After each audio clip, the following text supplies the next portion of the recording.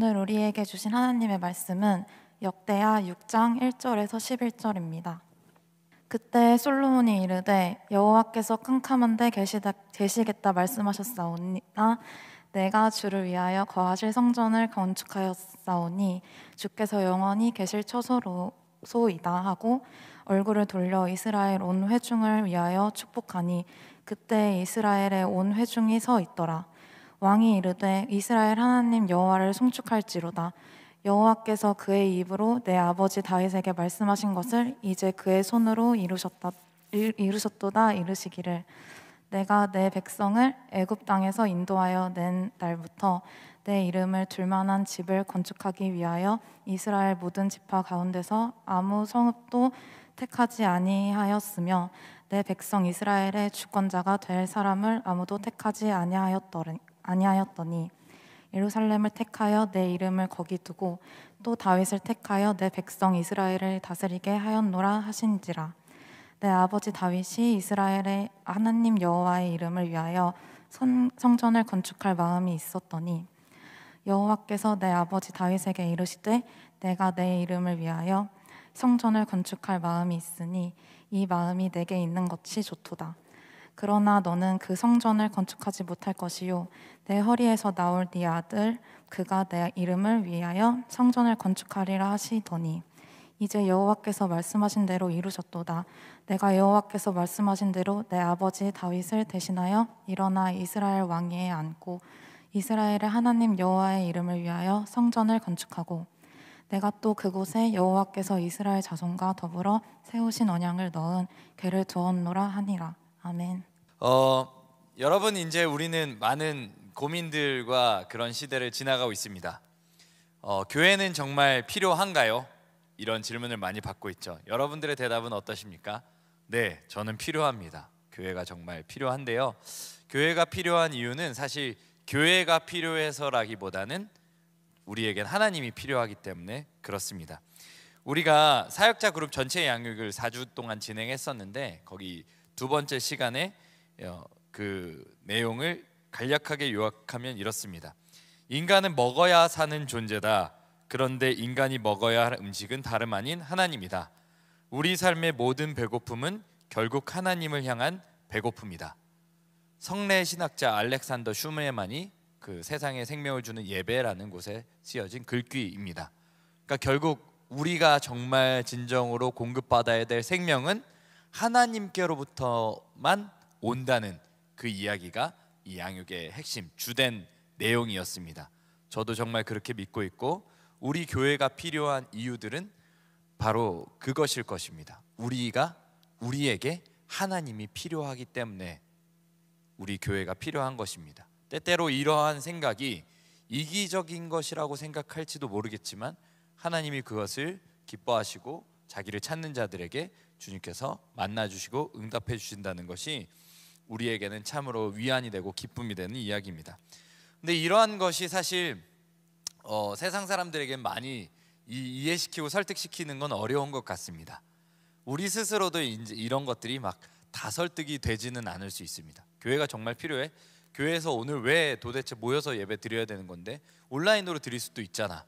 뭐 이런 여러 가지 질문에 대해서 대답은 나름 열심히 하시더라고요. 저한테 막 이런 얘기 제가 들었어요. 그래서 뭐라고 대답했는데 그러면 대답한 거 들으면 정말 잘 대답하시더라고요.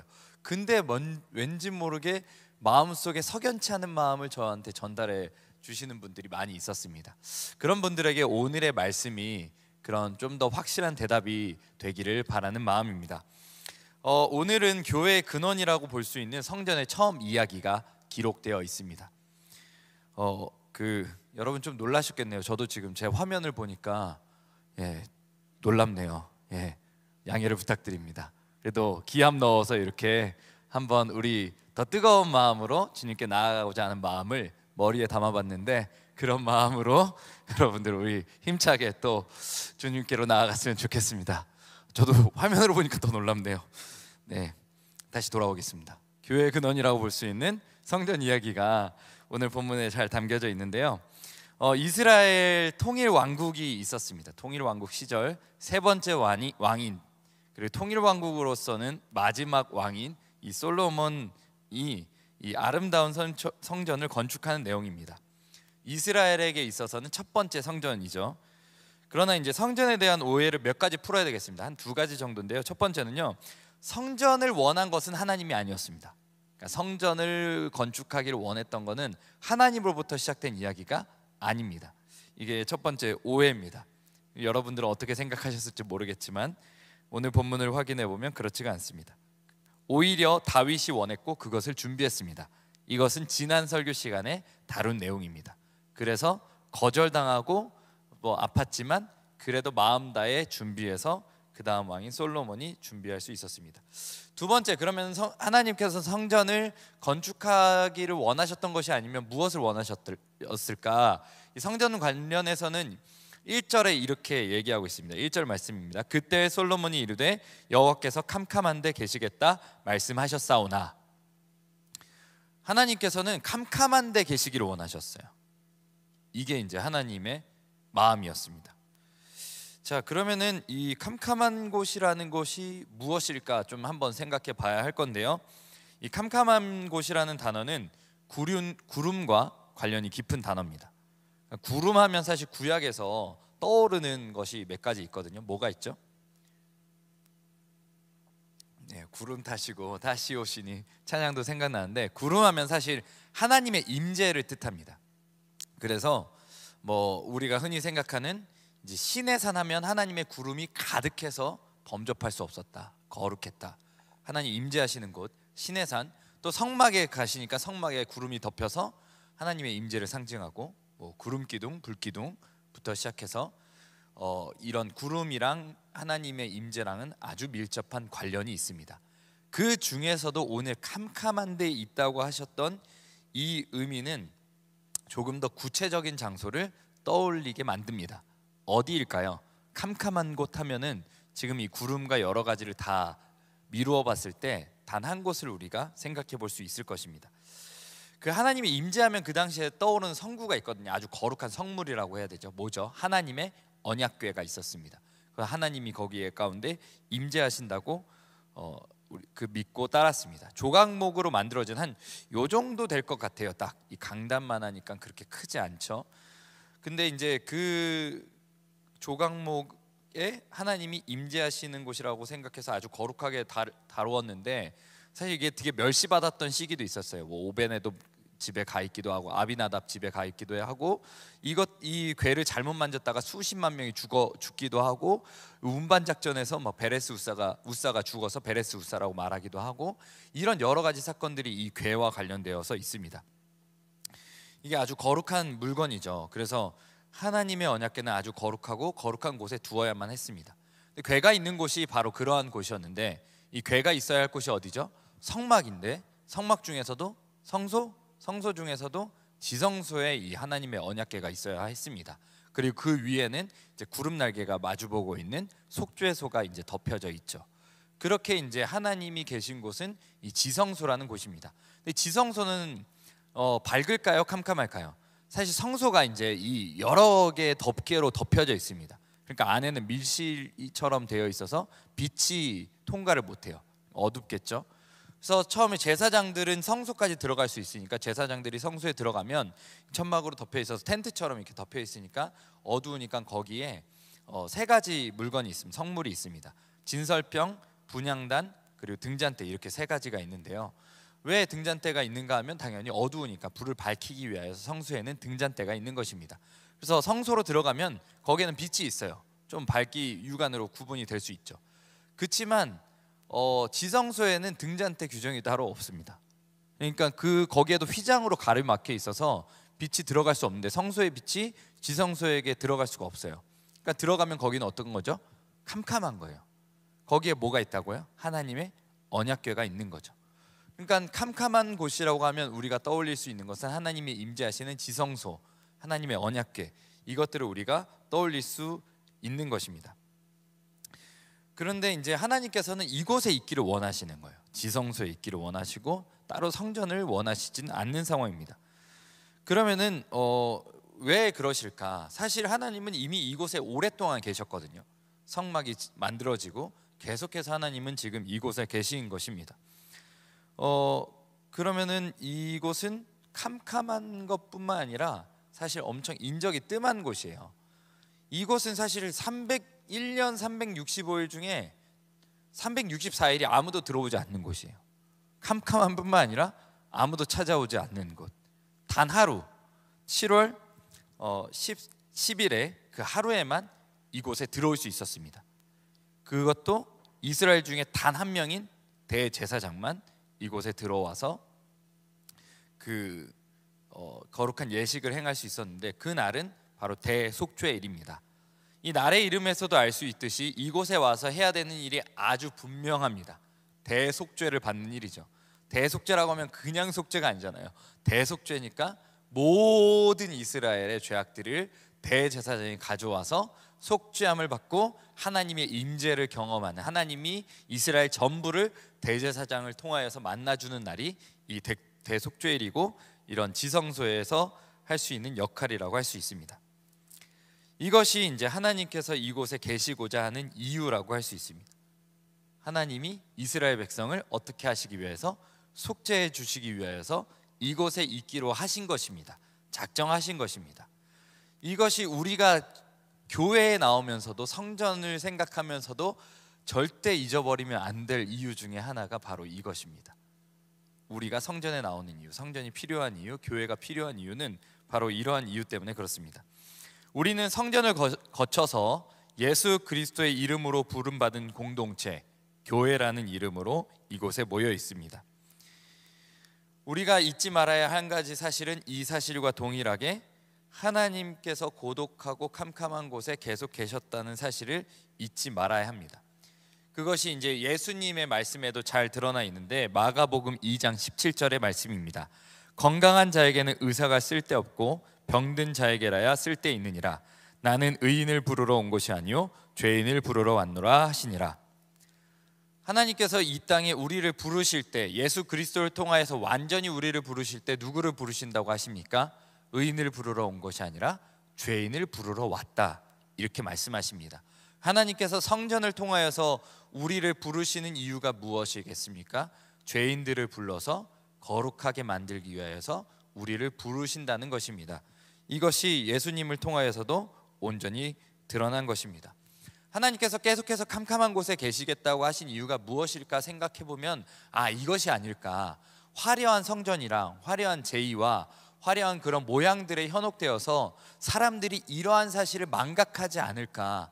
하나님 앞에 나올 때는 속죄함으로 나와야 하는데, 그들이 그냥 단지 그런 제의를 드리고 뭔가 인간의 고양될 만한 무언가를 가지고 하나님께 나오기보다는 그런 인간적인 뭔가 고취되는 것에 그냥 빠져버리는 게 아닐까 싶은 그런 걱정과 그런 우려 때문에 이런 성전보다는 이곳에 있겠다고 하신 것이 아닐까, 그렇게 생각해 보게 됩니다. 우리가 하나님을 만나기 위해서는 반드시 필요한 것이 있습니다. 그것은 바로 속죄 사역이고, 이 대제사장을 통하여서 우리가 속죄 사역을 했기 때문에 우리 공동체 모두가 이런 속죄 사역에 동참해야 한다는 것을 우리는 늘 기억해야 합니다. 교회론의 대가인 한스킹도 이런 얘기를 했습니다. 교회는 죄인들이 모인 공동체다, 이렇게 얘기를 합니다. 사실 예수님께서도 그렇게 말씀하셨으니까 그렇게 크게 놀란 건 아닌데, 우리가 더러더러 이 교회 생활, 신앙 생활, 이 청년 공동체 생활을 하다 보면 이 사실을 너무나 많이 잊게 되는 것 같아요. 쉽게 생각하면 옆에 있는 사람이 이제 그렇게는 꼭 말할 필요는 없는데, 옆에 한번 사람을 보시죠. 그냥 보고 한번 봐요. 죄인이에요. 예, 죄인입니다. 말하지 마세요. 그러니까 우리 모두가 사실 죄인인 거고, 이 거울을 보세요. 거울을 봐도 죄인인 거예요. 우리 모두 다 죄인인데, 죄인한테 우리가 생각보다 기대가 많을 때가 있는 것 같아요. 우리 모두 다 죄인으로 주님 앞에 속죄함을 받으러 왔는데, 뭔가 그래도 좀 다른 모습이 있어야 되지 않을까. 물론 그렇죠. 당연히 우리가 추구해야 될 모습이지만 처음 시작 지점을 우리는 늘 기억하고 잊지 않아야겠습니다. 이거 정말 많이 도움이 돼요. 저는 여러 가지 인생을 경험하면서 사람에게 기대를 안 하게 되더라고요. 왜냐하면 내가 기대할 만한 사람이 아니라는 것, 내가 죄인이라는 걸 아니까. 여러분 무슨 생각합니까? 이런 말들이 있어요. 사실 여러 가지 사역을 하다 보면은 직분을 많이 맡은 사람일수록 여러 가지 문제점들에 휘말리게 됩니다.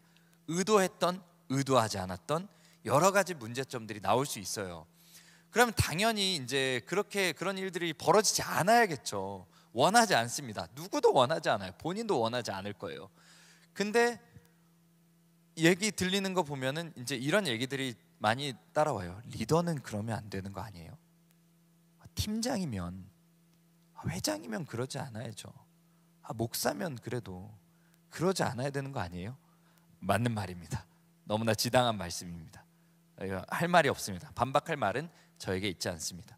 그러나 거기에서 우리가 온전히 바라봐야 할 것은 우리 가운데 이 죄가 있고 그 죄인들이 주님 앞에 나와서 속죄함을 받는 곳이 이 교회라는 곳이고 이 당시에 성전이었다는 것을 우리는 늘 기억해야 한다는 것입니다.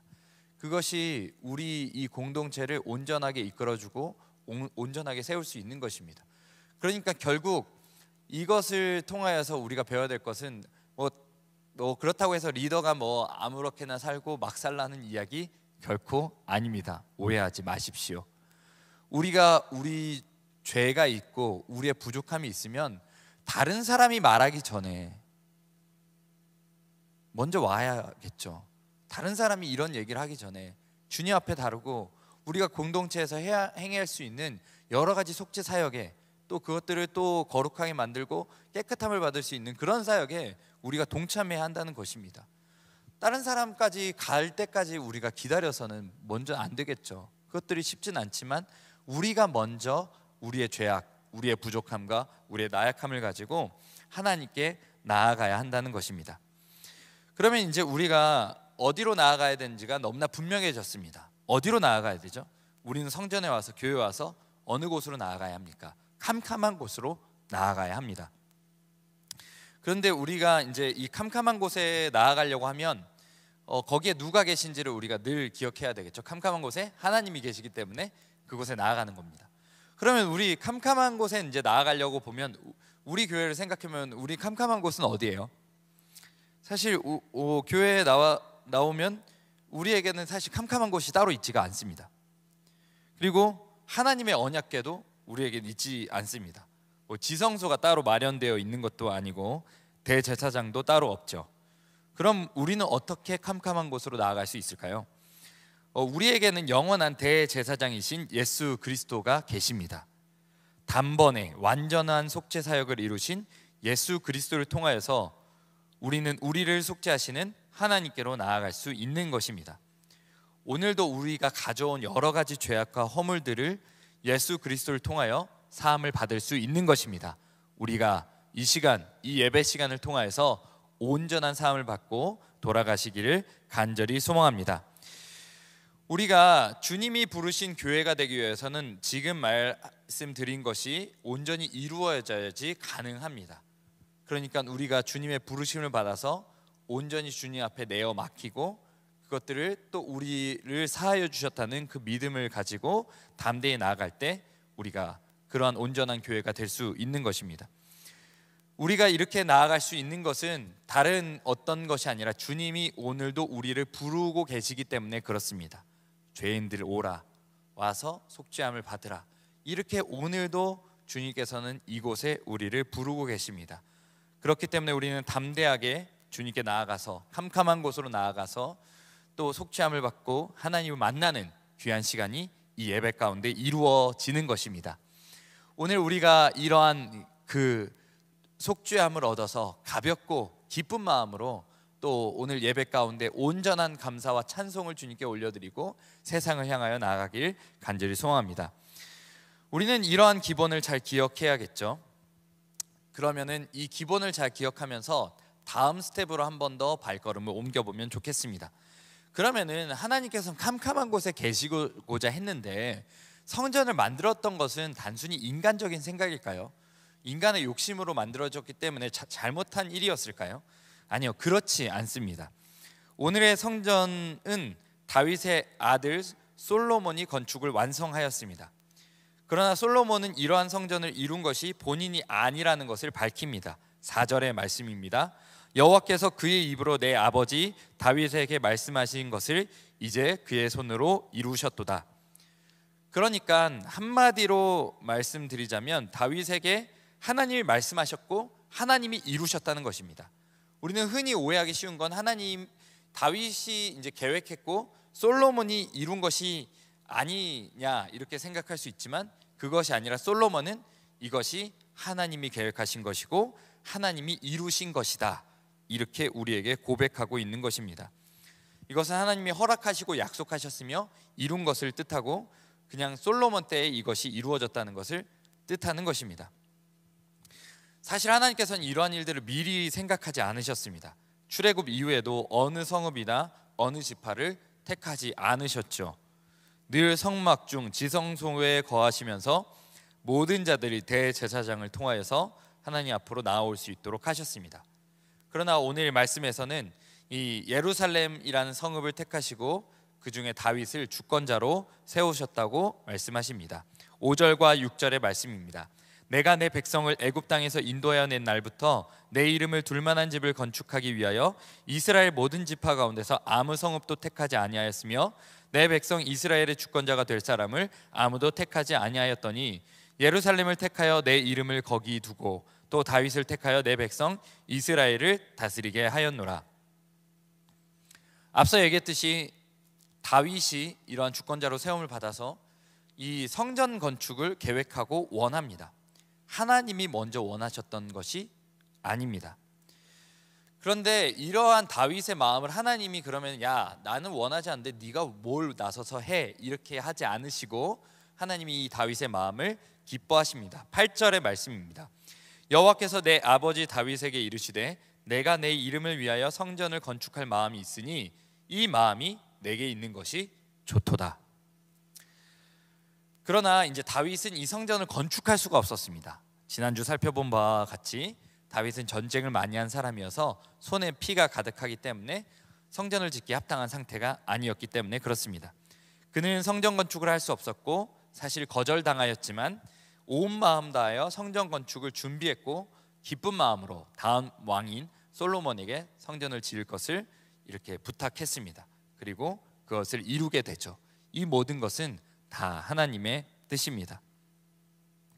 자, 그러면 성전이 세워진 것은 하나님을 향한 다윗의 마음을 주님이 허락해 주셨기 때문에 이루어진 것을 우리가 알게 되었습니다.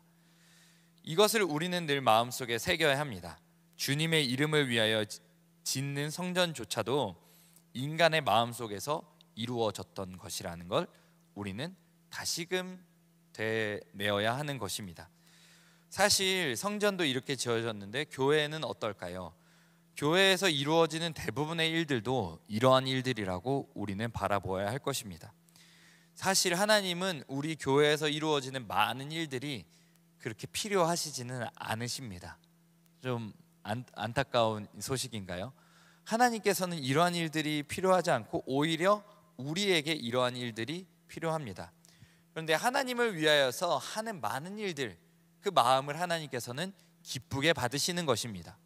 그러니까 우리의 마음속에 그것이 있으니까 사실 이러한 것들 저러한 것들을 하지 않으셔도 하나님은 캄캄한 곳에 계셔도 하나님은 어디에나 계시며 사실 우리가 찾지 않으셔도 하나님은 유일무이하게 존재하시며 우리를 다스리고 통치하시는 분이심이 너무나 당연하지만 하나님께서는 우리 마음속에 있는 하나님을 향한 마음들을 기쁘게 받으신다는 것입니다. 하나님을 위해서 우리가 찬양팀을 만들고 싶습니다. 찬양팀을 만들어서 찬양을 하도록, 찬양대를 만들어서 하나님께 또 거룩하게 찬양 올리고 싶습니다. 그렇게 너네가 찬양을 하고 싶구나 만드는 것. 또 우리가 우리 청년 공동체를 위하여서 많은 목장이 필요합니다. 그래, 목장이 필요하구나. 그들을 우리 같이 함께 세워가기 위해서 리더가 필요합니다. 리더가 필요하구나. 그들을 또 리더가 많아졌습니다. 그 리더들을 또 이렇게 함께 할 수 있는, 또 동역할 수 있는 마을장이 필요합니다. 우리에겐 회장이 필요합니다. 우리에겐 임원단이 필요해서 우리 공동체가 더욱더 체계적으로 하나님의 성전으로 세워져 가는데 이러한 것들이 주님 필요합니다. 그렇구나. 그럼 그런 마음이 너희들의 마음속에 있는 것이 기쁘니 그렇게 세워져 가기를 주님께서 우리에게 허락해 주시고 주님께서 이루어 가시는 것입니다. 우리가 참 재미있어요. 인간의 손에 이루어지는 것이라면 올해 만약에 힘들었고 너무나 어려우면 내년도에 그런 것들이 이루어지지 않고 세워지지 않아야 할 텐데, 올해도 너무나 힘들었는데 내년도를 위해서 준비하고 어떻게 세울까를 기도하고 있습니다. 올해 리더들, 마을장들 너무나 힘든 시간을 보냈지만 그래도 내년도에 더 좋은 마을장, 리더들이 더 새롭게 또 세워지고 또 이렇게 공동체가 세워지길 바라는 마음으로 기도하고 있습니다. 이 마음이 다 어디서 온 것이겠습니까? 우리가 하나님 앞에 나아가고 하나님을 향한 마음, 하나님이 이 휘장 아래에 있는 마음들이 너무나 안타까웠던 다윗의 마음과 같이 우리도 그러한 마음이 우리 가운데 있기 때문에 이러한 사역을 위해서 끊임없이 나아가는 것 아니겠습니까? 우리 인간적인 마음으로 이러한 것들이 이루어지기가 너무나 어려운 일들입니다. 사실 너무나 어려워서 지금 상황에는 이러한 것들 다 내려놓고 자신의 삶을 돌아보는 것만 해도 버거운 현실이 우리 앞에 너무나 켜켜이 있습니다. 그런데 우리는 그러한 것들 아랑곳하지 않고 나아갑니다. 주님 그래도 제가 주님을 위해서 사용받기를 원합니다. 주님, 저 내년에도 주님을 위해서 찬양하기를 원합니다. 주님, 저 내년에도 주님을 위해서 찬송 부르기를 원합니다. 또 임원으로 세워지기를 원합니다. 리더로, 마을장으로, 또 공동체를 섬기는 팀장으로 이렇게 세워지기를 원합니다. 주님, 저의 마음을 받아주시옵소서. 이런 마음으로 우리가 주님께 나아가는 거잖아요. 이런 마음이 어찌 인간의 마음으로 나아갈 수 있겠습니까? 그러나 우리가 이러한 마음을 앞서서 우리가 늘 기억해야 되는 건 그러한 마음을 가진 자들이 먼저 거쳐야 할 곳이 있다는 것입니다. 그것은 어디입니까? 바로 캄캄한 곳입니다. 그것은 하나님이 계시는 곳이고 우리를 그곳으로 부르셔서 우리를 속죄하시고 깨끗하게 하시며 다시금 세우시는 그 거룩한 장소가 지성소입니다.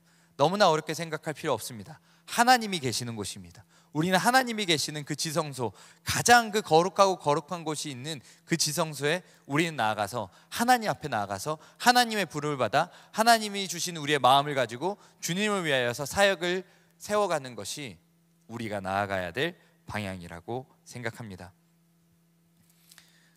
다른 여러 가지의 모양에 우리가 속아서는 안 되겠습니다. 우리도 지금도 너무나 아름다운 교회에 앉아서 예배를 드리고 있습니다. 저도 이런 아름다운 교회에서 또 2년 전에 결혼식도 행한 적이 있습니다. 정말 아름답고 좋은 교회죠.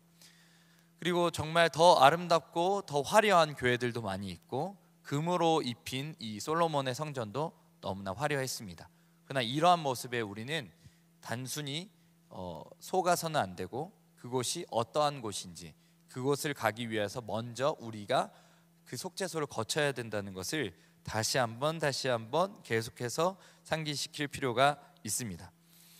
속죄소 아래에서 주님이 오늘도 우리를 기다리고 계십니다. 하나님과 친밀한 교제를 이루기 위해선 이러한 것들을 반드시 거쳐야만 합니다. 근데 저도 그런 생각 많이 했습니다. 왜 이렇게 교회에 오면 죄 거리는가? 왜 그렇게 정죄하려고 하는가? 왜 정죄 받아야만 하는가? 왜 우리의 마음을 불편하게 만드는가? 이런 마음들을 생각해 본 적이 있습니다. 여러분들은 어떠신지요? 저도 이런 마음이 있기 때문에 이곳에서 뭐 죄에 대한 선포에 대한 두려움이 있는 것이 아니라 그런 마음들을 안 채로 이 죄에 대해서 서로 이야기를 나누고 싶은 마음이 저에게도 가득합니다. 왜 우리는 단순히 깨닫지 못하는, 알지도 못하는 왜 죄인이 되어서 나와야만 하는가? 이런 질문들에 여러 가지로 접근하고 싶은 마음이 있습니다. 그러나 이러한 마음들을 나누기 이전에 우리가 이러한 것들 가운데 다가가는 그 여러 가지 죄에 대한 거부감들, 이러한 것들이 우리에게 미치는 영향에 대해서 간단히 나누고 말씀을 정리하면 좋겠습니다. 우리가 죄에 대해서 거부하기 시작할 때 우리가 거부할 수 있는 것이 죄만이 아니라 죄 이상의 것임을 우리는 늘 기억해야 합니다. 우리가 죄를 거부할 때는 우리가 죄인이 아니라는 것을 우리가 생각하려고 할 때는 우리를 위하여서 십자가에 달리신 예수 그리스도의 사역, 그 예수 그리스도를 거부하는 일이 되어버립니다. 오늘도 캄캄한 곳에 계셔서 지성소에서 대속죄일이 기다리시는 하나님을 거부하는 데까지 우리가 나아갈 수 있는 것입니다. 하나님은 그토록 사랑하시는 독생자 아들 예수 그리스도를 우리의 죄 때문에 내어주셨습니다. 우리가 죄가 없다고 말하면 우리는 스스로 속이는 자라고 요한일서는 우리에게 그렇게 알려주고 있습니다. 그러니 우리가 여러 가지 죄에 대해서 생각하기 이전에 예수님께서 죄를 위하여서 십자가에 달려 돌아가셨다는 그 사실을 우리 마음속에 깊이 새기고, 이것이 나에게 어떠한 관련이 있는가, 나의 죄, 어떤 죄 때문에 그렇게 주님께서 피를 흘리셔야 하는가, 이런 깊은 묵상으로 먼저 나아갔으면 합니다. 여러 가지 우리의 궁금증, 의문들이 있을 것입니다. 그것들은 사실 저도 많은 이야기들과 많은 그런 주제로 나누어 봤지만 단순히 쉽게 결론이 나지는 않는 이야기였습니다. 그러나 우리가 그 결론부에 봤을 때 주님께서 우리를 위하여서 행하신 사역은 우리의 죄를 사하여 주시고 우리를 의롭다 하시기 위해서 부활하신 그 십자가의 사건이라는 것이 우리의 또 결론부에 있는 이야기였습니다. 사실 이것은 신비에 가깝습니다. 왜 죄가 무엇이며 또 주님께서 부활하신, 우리가 이해하기 쉽지 않은 불가해적인 성격을 갖고 있는 것이 십자가 사건이기도 합니다. 우리가 이 시간 한 가지 마음을 집중해서 우리가 캄캄한 곳으로 나아갈 때 우리의 죄를 사해 주시는 하나님, 또 우리의 죄를 위하여서 십자가에 달리시고 죽으신 그 예수님을 깊이 생각하면서 나아가기를 간절히 소망합니다. 우리에게는 하나님이 오늘도 필요합니다. 하나님은 우리를 부르고 계십니다. 우리를 부르셔서 깨끗하게 하시고 우리 마음속에 생긴 여러 가지 마음들을 주님께서 기뻐 사용하실 것입니다. 우리가 오늘 담대하게 이 캄캄한 곳에 나아가서 하나님을 간절히 찾고 만나는 시간 되기를 간절히 소망합니다.